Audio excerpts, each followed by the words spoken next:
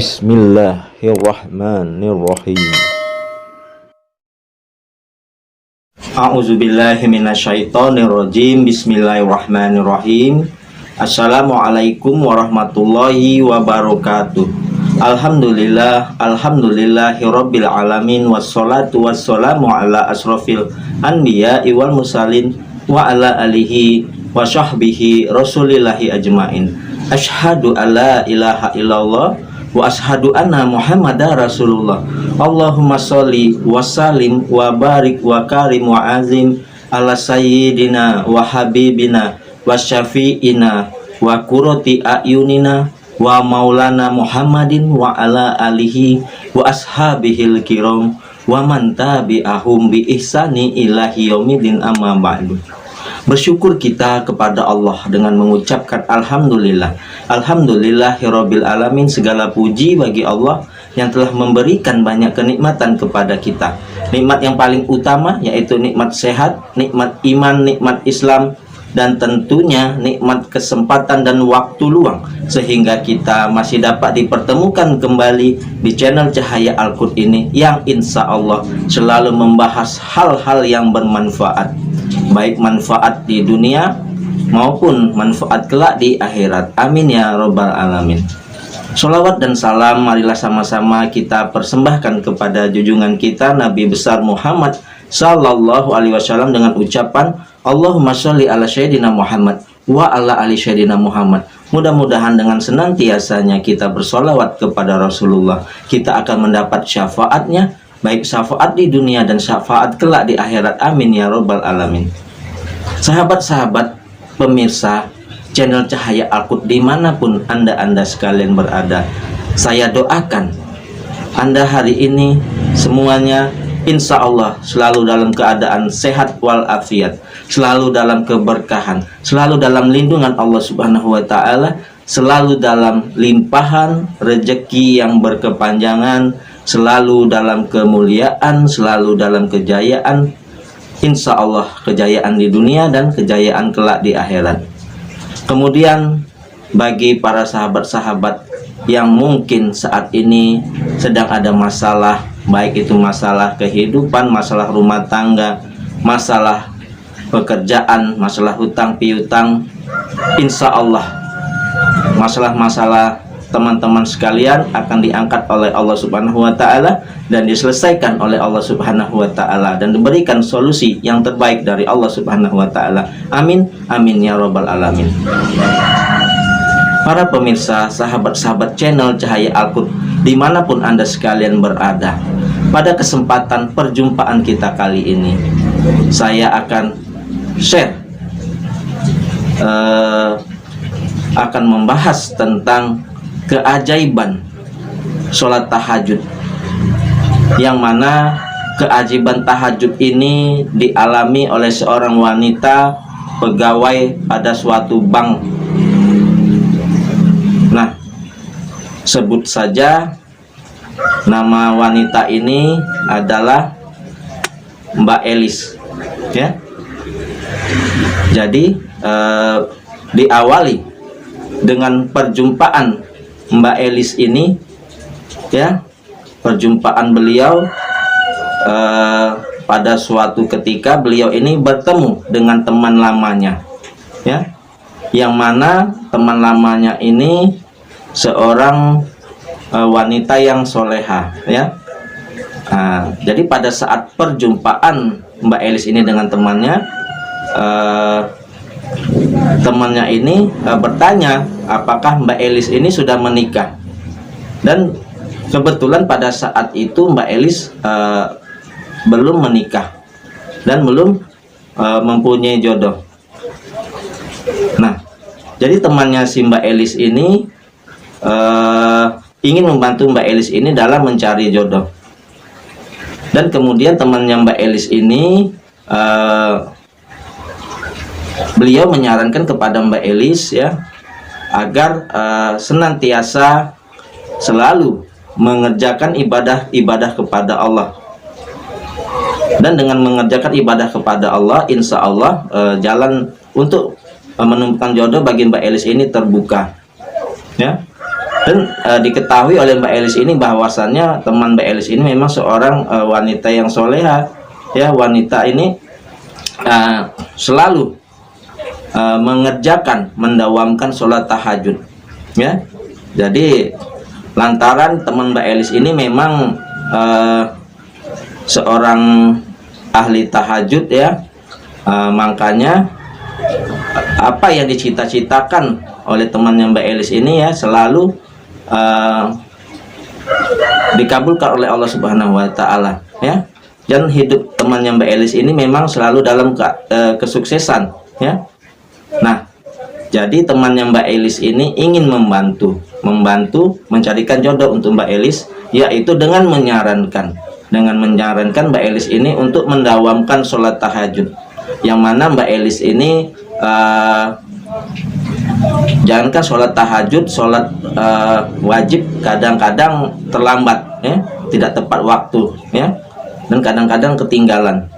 Nah, jadi karena temannya Mbak Elis ini menyarankan, ingin tekadnya kuat untuk membantu Mbak Elis ini, akhirnya Mbak Elis ini menuruti apa yang disarankan oleh temannya ini, ya. Nah, akhirnya Mbak Elis ini pada malam hari Mbak Elis ini bangun, ya, sekitar pukul 3 Mbak Elis ini bangun, kemudian melaksanakan sholat tahajud, ya. Di dalam pikiran Mbak Elis ada baiknya apabila dia mengikuti saran temannya, karena temannya ini memang tekadnya kuat untuk membangunkan Mbak Elis pada sepertiga malam terakhir, ya. Jadi temannya Mbak Elis ini bilang ke Mbak Elis ini bahwa dia bersedia membangunkan Mbak Elis ini pada setiap malam pukul 3. Nah, jadi karena keinginan teman Mbak Elis ini yang kuat untuk membantunya, akhirnya Mbak Elis ini memenuhi saran dari temannya ini. Akhirnya setiap malam temannya Mbak Elis ini membangunkan Mbak Elis. Mbak Elis pun setiap jam 3 malam bangun dan sholat tahajud. Di dalam sholat tahajudnya Mbak Elis ini bermunajat supaya dipermudahkan dapat jodoh, dipermudahkan rezeki, ya, maupun dipermudahkan dalam menjalani kehidupannya, ya. Jadi singkat cerita, setelah Mbak Elis ini mendawamkan sholat tahajud selama 3 bulan, ya, selama 3 bulan tanpa terasa Mbak Elis ini melaksanakan sholat tahajud yang disarankan oleh temannya, ya. Nah, setelah 3 bulan ini banyak keajaiban yang dirasakan oleh temannya Mbak Elis ini, ya, yaitu di tempat kerjanya Mbak Elis ini mendapatkan bonus sampai 3 kali lipat yang selama ini belum pernah dia terima, ya. Jadi semenjak Mbak Elis ini 3 bulan melaksanakan sholat tahajud, Mbak Elis ini mendapatkan bonus dari bank tempat dia bekerja 3 kali lipat, sampai 3 kali lipat. Biasanya bonus ini tidak pernah didapatkan oleh Mbak Elis. Kemudian Mbak Elis ini dinaikkan jabatannya, ya, dinaikkan jabatannya, ya. Jadi dari karyawan bank yang biasa dinaikkan jabatan Mbak Elis ini. Kemudian tidak sampai di situ saja, selain dia mendapat bonus dari pekerjaannya sampai 3 kali lipat, kemudian dinaikkan jabatannya, dan gajinya Mbak Elis pun mengalami kenaikan yang sangat drastis, ya. Nah, di sini Mbak Elis berpikir, apakah ini karena wasilah, ya, karena amalan tahajud yang selama ini, yang setelah 3 bulan ini dia kerjakan selama berturut-turut. Akhirnya Mbak Elis ini menyadari, ya, bahwa apa yang disarankan, yang disampaikan temannya ini, bahwasanya sholat tahajud ini memang fadilahnya, manfaatnya sangatlah besar, dan manfaat dari sholat tahajud ini sudah dirasakan sendiri oleh Mbak Elis tadi, yaitu kenaikan gaji, mendapat bonus sampai 3 kali lipat, dan kenaikan jabatan. Dan tidak sampai di situ saja, ya. Setelah Mbak Elis ini rajin tekun, ya istiqomah dalam menjalani sholat tahajud ini, ya, yang sudah dia jalani selama 3 bulan berturut-turut, ya, hidayah semakin datang menghampirinya, ya.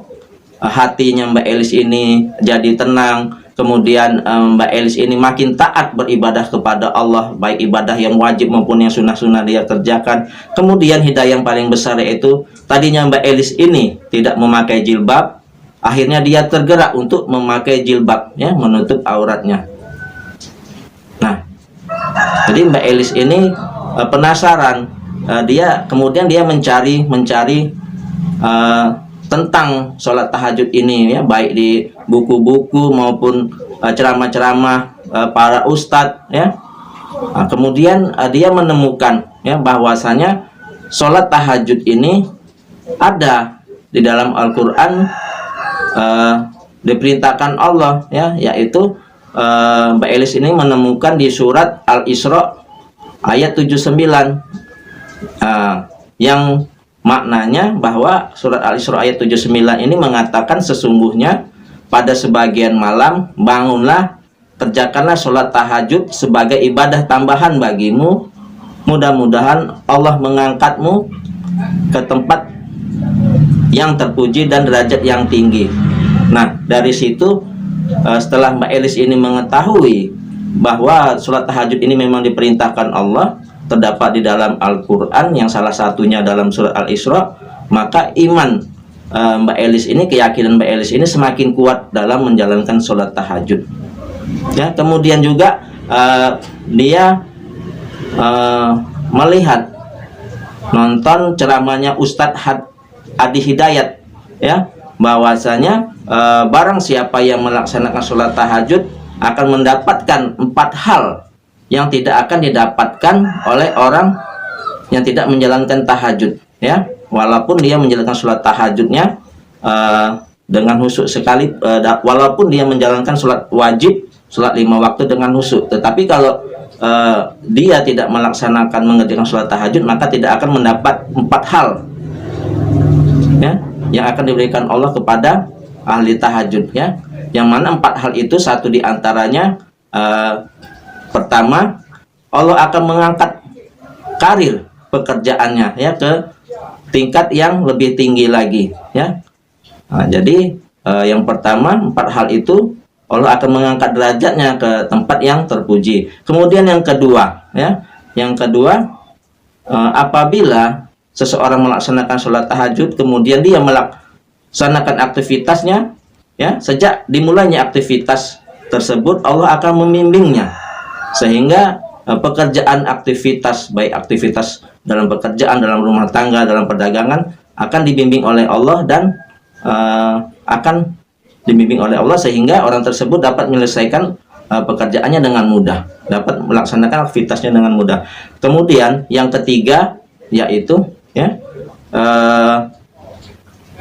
apabila orang yang ahli tahajud ini mendapati masalah, ya, dalam kehidupannya, Allah akan membantunya, memberikan jalan keluar yang terbaik.